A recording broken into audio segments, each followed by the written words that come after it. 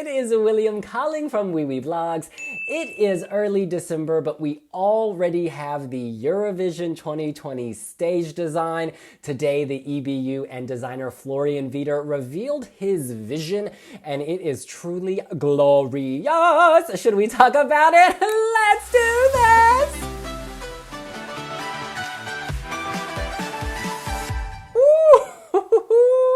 You guys, it is only December 2nd, but we already have the host city. We already have the theme. We already have the logo. And now we have the stage. This is just amazing. Florian Wieder, of course, is the German stage guru who has worked on everything from the Country Music Awards to X Factor. He absolutely slays.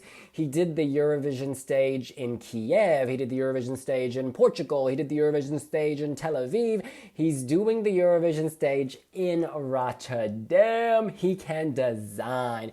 Let's quickly look at the images. This is just glorious. It looks like some futuristic spaceship or maybe a futuristic shark, depending on the angle. You see the person there, it looks very small, but the person is in the sea of people in the stage. The next photo, OMG, there is a floating stage, an island in the middle of the audience, kind of like they did in Malmö in Sweden when Birgit Oigemel was standing out there. The Ahoy, of course, is massive, so this island with this runway, I bet there's going to be some distance. Oh my goodness, it is so exciting. Look at this one. This has drawn comparison to John Lundvik at Melodifestivalen. It's drawn comparisons to the Eurovision 2016 stage in Stockholm. That is not a bad comparison, but it stands on its own. Gorgeous lights in the air. The projection is so important. They can create what feels like, I don't know, a building or a wall using light projections. That is very exciting. Oh, and let's look at this. Another angle, another vision. Look at those lights shooting out from the sky. I gotta tell you, every single picture makes the stage look completely different. There is diversity here of angles, of theme, of setting, of intimacy. You can really play with that, and clearly he's going to play with that. The producers, rather, are going to play with that. I also feel like with all these different angles of the lights that we're not in some 2D rendering, we're not even in the 3D world. This is like some other dimension, some other plane. It looks absolutely enormous and futuristic. So I'm going to stop waffling. Let's actually get some official statements from the team behind this. Florian Wieder says, the design shows the connection between the sky, the sea, and the land. The horizon links these elements, and that horizon will work as a window to open up the world of Eurovision 2020. The floor plan of the stage is inspired by the canals and bridges that connect land and water in the Netherlands. With this design, we want to bring the artists as close as possible to the audience. And you know, it's funny he says that because the first time I saw this image, I actually did think of the Erasmus Bridge. Instead of having iron and steel holding it together, it's got these beams of light.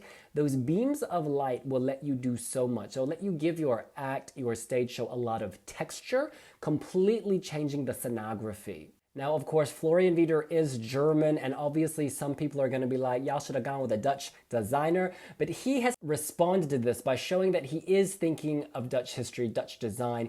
In another quote, he said, I was inspired by the unique characteristics of Dutch design. Based on that, I wanted to create an unconventional, minimalist, and modern concept for next year's show. I am very happy that the Dutch public broadcaster has been so open-minded and has enthusiastically embraced this design. As far as I'm concerned, this is a new chapter in stage design. I wish I had it for a long time. Now, of course, that suggests that there are some surprises in store for all of us. Indeed, Sietzebacher, executive producer of the Eurovision Song Contest 2020, says that the design is innovative, modest, and functionally smart, aka it can do things. This way we can create a completely different look for each of the 41 participating acts, opening and interval acts, and of course during the voting results. We'll present an innovative stage design, grand in its simplicity and yet full of surprises, honey.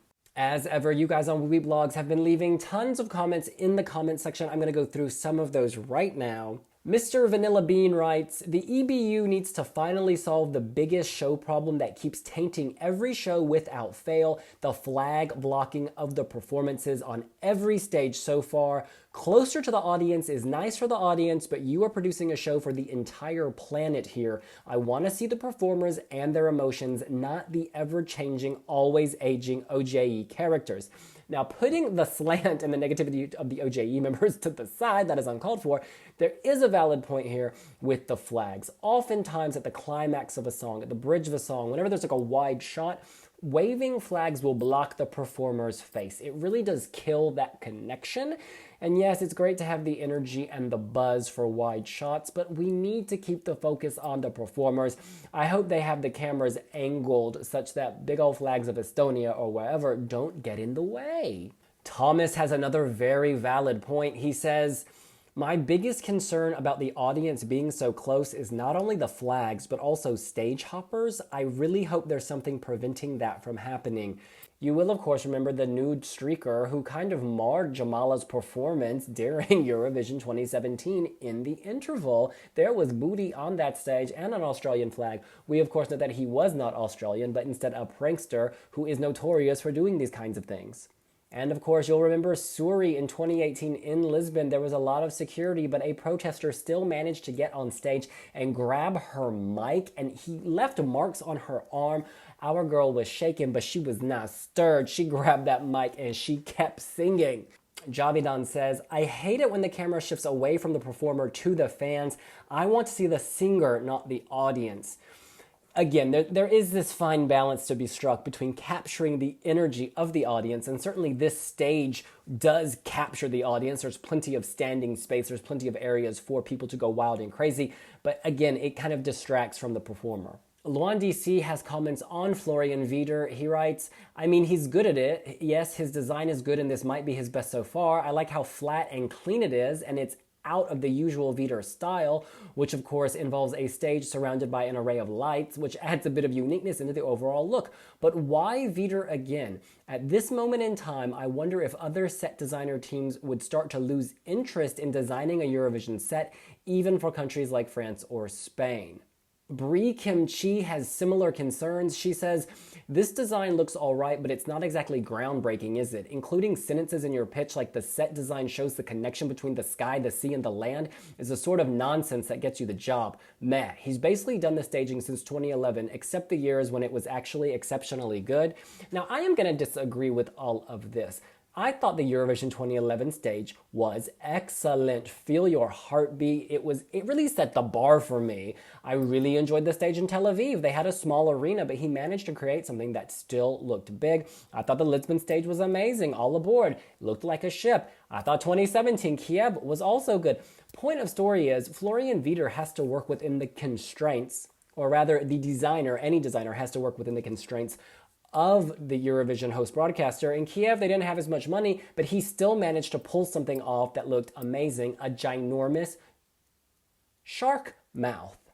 Also, I've got to say, another advantage that Florian Wieder has at this point is he knows the capabilities and what goes on at Eurovision. He knows what the broadcasters are capable of, the technology they need to use, because he's done so many Eurovision stages. He's worked with the EBU and the delegation, so he knows what's expected. So obviously he has a head start when designing, because he can be thinking several steps ahead of how a stage can be utilized at Eurovision. That's a huge advantage. I'm not going to begrudge a man for having talent. His stages have always slayed. People who go to rehearsals are always in awe of the stage. There is no need for hate.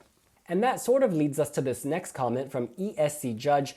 Nowadays, the trends are like it's light and video that builds the staging and not the shape of the stage or its construction elements. What interests me is not the shape of it, but its technical capabilities. And for ESC, it should be the best available at the moment. Drones, for example, used for lighting and for cameras will be a standard in a few years, but it looks like it will not work with 2020 ESC stage yet. Still, it all has to look amazing in TV, and I bet it will at the end. Absolutely, because Florian knows technical capabilities.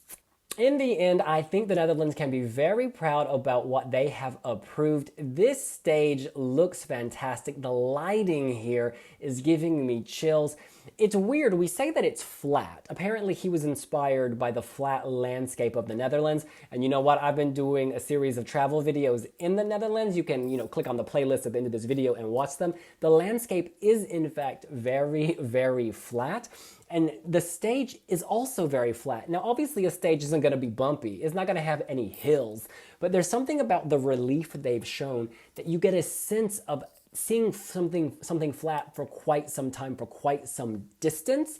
And there's some kind of magical effect to that. I don't know how he did that. I don't know how that's different from other stages, because obviously other stages are also not flat, but there's something about the plane that looks vast.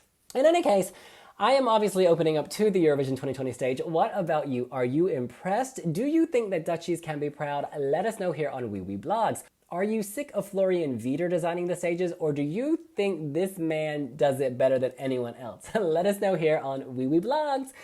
I gotta go to bed, I gotta go to work, but I'm gonna see you later.